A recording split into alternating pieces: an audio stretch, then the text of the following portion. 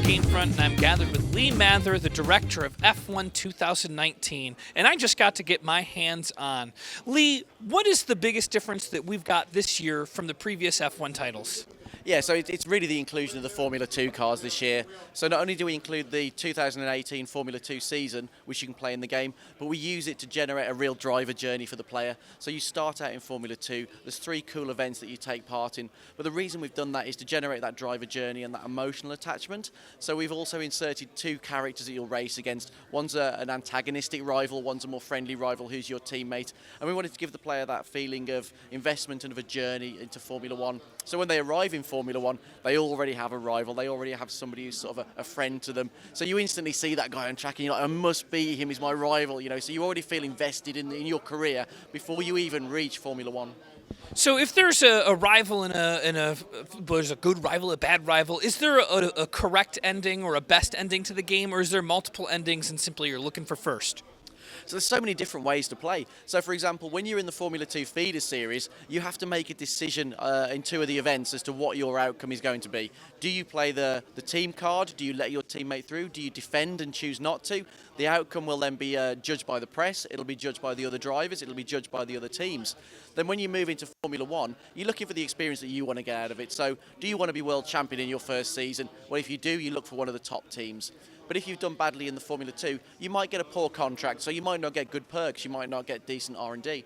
So you might want to go in and do a longer game, so you might want to go in and pick a middle team, work on research and development, develop the car, develop the team, work on manipulating the press maybe a little, give the right answers, get the team boosted, because you need to work on that motivation as well. So you don't want your team to be demotivated, so make sure you answer correctly, and balance out your personality as much as your racing talent.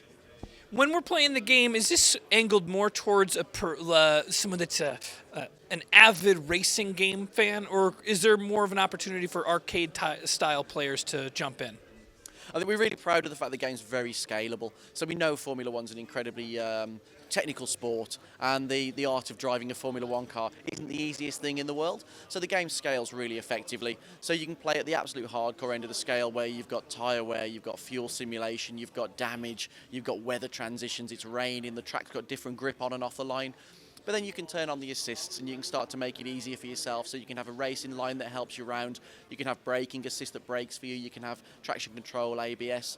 And also we know that the sport itself is also incredibly complicated for some people. And they just want to drive a Formula 1 car because it's cool. So things like the ERS, the energy recovery system, we have an automatic setting for that so players don't need to manage it. And then beyond that as well, we also have now some extra tutorials in the game. So as you go through for the first time, we explain not only the features in the game, but also some of the extra rules and flags and regulations of both Formula 1 and Formula 2, because they're both very different in that area as well. So developing the Formula 2, was that a big challenge to bring in a whole different style of racing this year? It was essentially like designing almost 2 racing games in one. To formulas, they follow a very similar calendar, with the Formula 2 racing at a lot of the same tracks as the Formula 1. The rules are very different, the point system's different, they have a different structure to the race weekend by having a sprint and a feature race, that's not something Formula 1 has. And they even have a very unique qualifying system at Monaco, so we've gone to those lengths of doing it correctly. We even went as far as getting the correct commentators as well, so we got Alex Jakes and Davide Velasecchi who did commentary for Formula 2, so everybody gets that really authentic experience. With multiplayer, the cars are standardized, but in the single-player campaign, you can customize to quite depth. Can you give me the differences that you're having there? Yeah, so the way we do it is basically in the career you'll drive for one of the real teams, and you've got the ability to obviously R&D the car so you can improve the performance. But in multiplayer we have what's called the multiplayer car now, which is a 2019 spec car which we've designed with Formula 1, and that car now allows for customization. So as you take part in things like the weekly events, you'll earn competition points which you can spend on customization. So that's things like really cool skins for the car, helmets for your driver, suits, gloves, really a badge for your profile, something which we've never been able to do before. And what's the state of the esports community for F1 racing? It's just insane. It's going absolutely mental. This year we've got all of the official Formula 1 teams taking part, so they're obviously going to pick drivers who represent them. So these guys are going to be actually signed for Formula 1 teams racing in our game. Have you gotten any of the Formula 1 racers to sit down and play the game?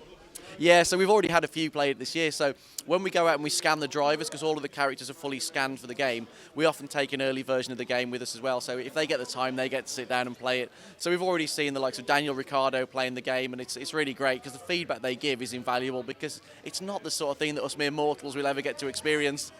And so, who can get their hands on it, and when does it release? Yeah, so the game's out on June the 28th, and it's going to be on PC, Xbox, and PS4. Great. Thanks for your time, Lee.